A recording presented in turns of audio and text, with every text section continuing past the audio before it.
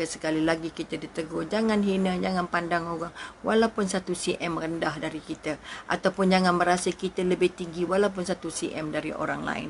Kita ni sama je. Sebab itu kita kata nak meninggalkan akhlak yang baik itu datangnya dari penampilan kita. Okay, kalau yang boleh menulis dari hasil penulisan kita. Kalau yang kata boleh membaca, maka hasil bacaan kita. Katalah dia qori ke, qori'ah ke, boleh pandai taranum ke apa dan sebagainya. Kalau dia pandai hadis, maka hadisnya dan sebagainya. Okey, itu surah Abasa ayat 1 dan 2. Mari kita tengok pula dalam surah Al-Baqarah.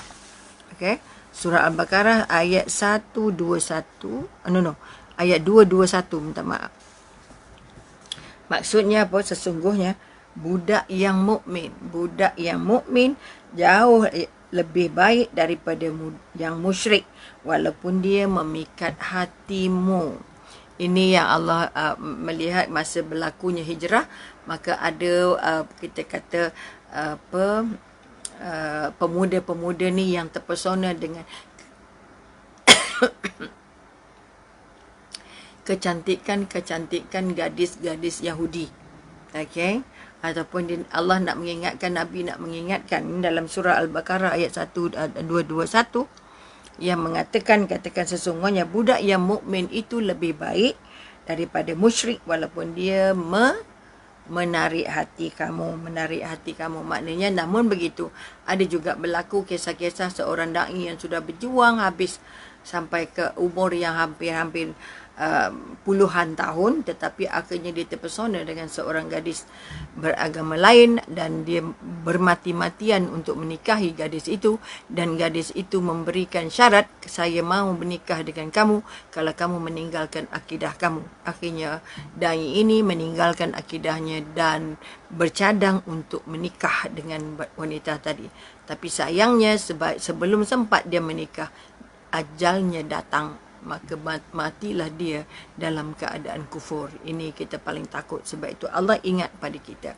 Kira-kira kalau kita tengok orang-orang yang bukan Islam itu cantik-cantik belaka, menawan-menawan belaka, tapi jangan sampai kita memilih rupanya daripada keyakinan beragamanya. Kerana yang menentukan hidup bangun kita adalah agamanya. Itu kita kata biarkan hitamnya hitam pekat, tetapi kita kata beriman, gadis yang hitam, kita kata yang hitam legam tetapi mukmin dibandingkan dengan gadis yang ataupun wanita yang putih melepak, atau putih yang kita kata yang kekuning-kuningan macam kuning lansat, kulitnya cerah dan cantik tetapi maksiat, tetapi tidak beragama mengikut kehendak kita, maka yang hitam legam itu lebih baik. Ini pesan Rasulullah. Kemudian kita kata manusia juga dinilai, tadi kita kata ilmunya, kebaikannya, dermawannya, baiknya, akhlaknya, adabnya. Itu nilai besar untuk kita rakam supaya ini kita boleh tinggalkan sebaik kita berangkat. Yang kedua, kita kata Ali Abu Talib mengatakan manusia itu dinilai dari segi semangatnya untuk mempertahankan berjuang dalam agama Allah ni macam mana. Semangatnya angat-angat ti ayam, atau semangatnya bila senang atau bila sempat, ataupun semangatnya memberikan prioriti, aku nak berjihad kerana Allah, aku memilih agama, aku nak berjuang sebagai pejuang agama, aku nak tolong agama Allah sentiasa, masa dia susah atau masa dia senang. Okey. Kedua, kita kata kepeduliannya artinya ambil beratnya. Jumpa orang susah macam mana, jumpa anak yatim macam mana, jumpa orang bermasalah macam mana. Maknanya kalau jumpa orang yang minta tolong macam mana, kepeduliannya. Okay? Kalau ada orang hina agama macam mana, kalau ada orang hina Rasulullah macam mana, ini kita kata konsep kepedulian. Kalau ada orang-orang Islam yang murtad macam mana, maka nilai peribadi kekuatan seorang itu juga dinilai daripada apa tadi kita kata, kepeduliannya terhadap agama, kepeduliannya terhadap kehidupan, kepeduliannya terhadap maksiat-maksiat yang berlaku di sekitarnya. Sebab itu kita kata kalau kamu melihat maksiat, maka cegahlah dia dengan tangan kamu, dengan lidah kamu, ataupun dengan hati kamu. Tetapi kalau dengan hati bermakna selemah-lemah iman. Jangan kita pandang macam tak kisah, itu bukan anak kita, bukan tak ada kena mengena dengan kita. Gasaklah kau buat macam mana pun, jangan. Tugas kita ialah bagi tahu, tugas kita bercerita, tugas kita tak jumpa dia, tugas kita bisik kat dia apa yang baik. Itu tanda kita ada sikap kepedulian. Okey. Tapi yang sudah hidup banyak sekarang tidak peduli. Itu pun masalah juga. Maka kita nak bantu balik. Kalau kita, walaupun kita dalam kumpulan yang kecil untuk membantu masyarakat yang besar, kita tidak boleh berputus asa. Kerana Allah tak tengok besar ke kecilnya, tapi Allah tengok apa niat kita, apa kita buat, dan akhirnya kita kata tidak berputus asa disebabkan kesulitan-kesulitan daripada apa yang kita lakukan. Kemudian kita juga dilihat karakter kita, hebatnya kita, sasiah kita, akhlak kita dilihat daripada kerja keras kita. Okay, pegang jawatan tapi dalam NGO tak ada gaji, tak ada apa, keluar lagi gaji sendiri, keluar lagi belanja sendiri, tapi ya Allah kerja keras sungguh-sungguh untuk menjayakan apa saja projek, apa saja program yang dia terlibat. Okay, dia ingin menjadikan sesuatu itu jadi, nak ingin menjadikan dia besar dan kuat, cantik dan mulia. Ini kita katakan kerja keras. Walaupun susah, walaupun dapat tentangan, walaupun kata dah tua duduk rumah dah lah. Apa nak buat sibuk-sibuk, bagi orang muda buat dah.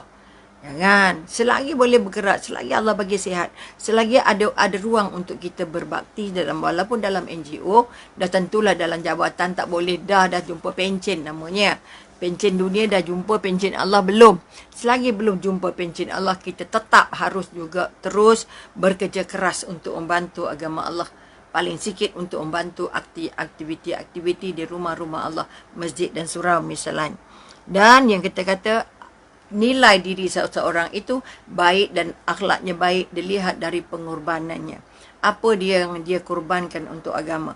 Kalau Sayyidina Abu Bakar korbankan seluruh hartanya, Sayyidina Umar hadiahkan separuh hartanya, Sayyidina Uthman dan sebagainya menghadiahkan untuk agama ini, mengorbankan hartanya untuk mengembangkan agama ini. Ya Allah, tidak ada jumlah terkecil.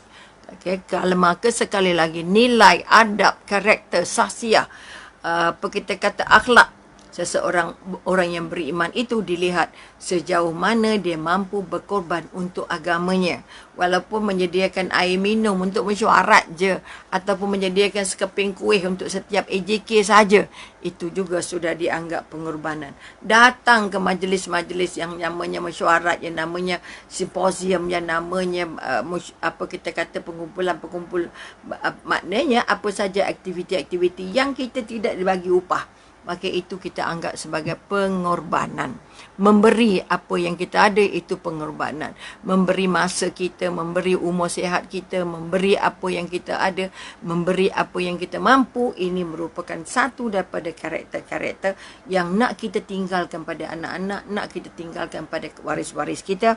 Kerana itu dinilai, apa kita kata, satu kemuliaan yang sangat-sangat tinggi. Maka kita ulang sekali lagi, pertama dia ada semangat yang sangat tinggi, sayang pada agama. Orang hina agama saja kita dah sakit perut. Orang hina Nabi je kita dah sentak bukang. Marah sampai mati. Kemudian kita kata kepeduliannya, berapa berat kita dengan agama. Kita nak sokong majlis ilmu, kita nak sokong majlis seminar, saya nak jadi jawatan kuasanya, saya nak jadi komitinya, saya nak terlibat dalam aktiviti jawatan kuasa masjid, saya nak terlibat dalam majlis madrasah, saya nak terlibat dalam Isra' Mi'raj. Artinya kita yang volunteer, jangan tunggu orang jemput. Okay? Itu yang nama kepedulian. Ini ada orang susah, jom kita bantu. Ini ada orang terbakar, jom kita bantu. Ini ada orang kemalangan, jom kita bantu. Ini yang katakan tinggi kepeduliannya. Maka ini juga kita anggap satu daripada sebab mengapa kita yang hidup singkat ini tapi masih banyak yang boleh kita lakukan. Banyak yang boleh kita buat. Okay?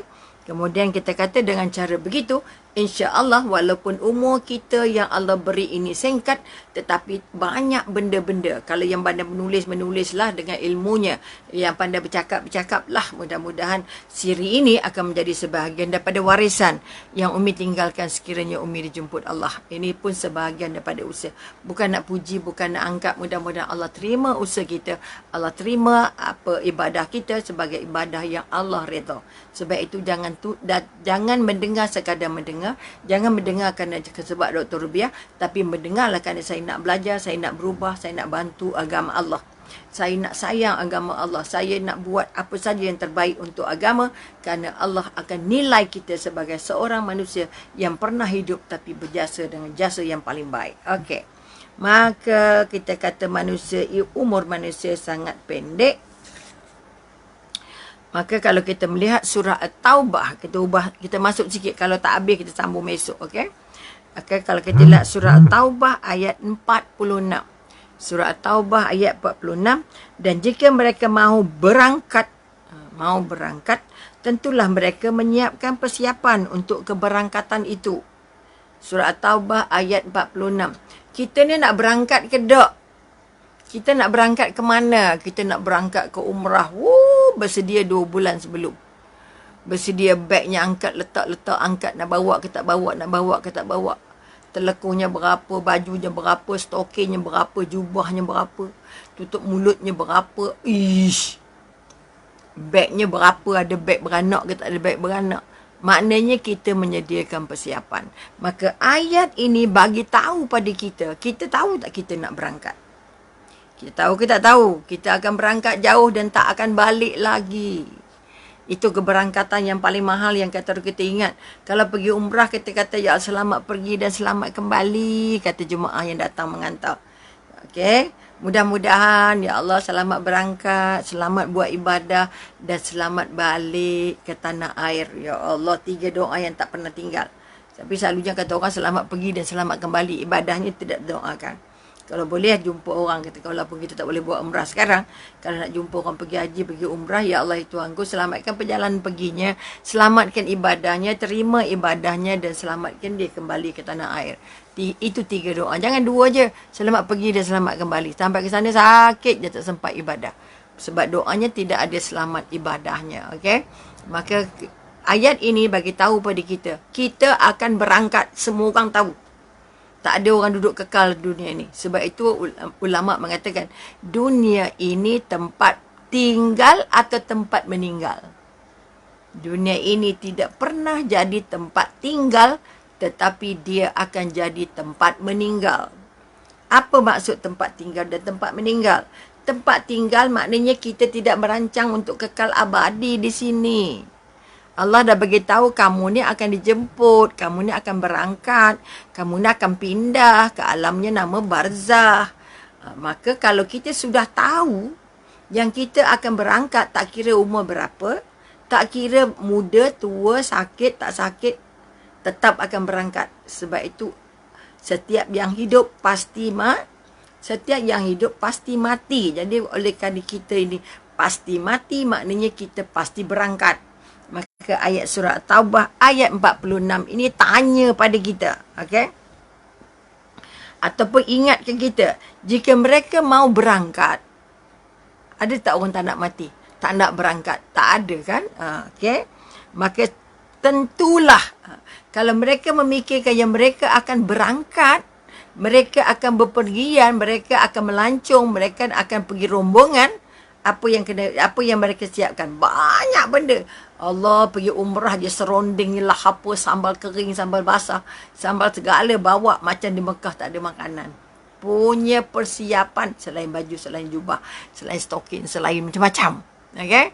Maka ayat ini mengingat kepada kita, kalau kamu betul-betul kamu akan berangkat, ingat umur kamu umur manusia sangat pendek. Bila umur manusia sangat pendek, Allah ingatkan siap-siap.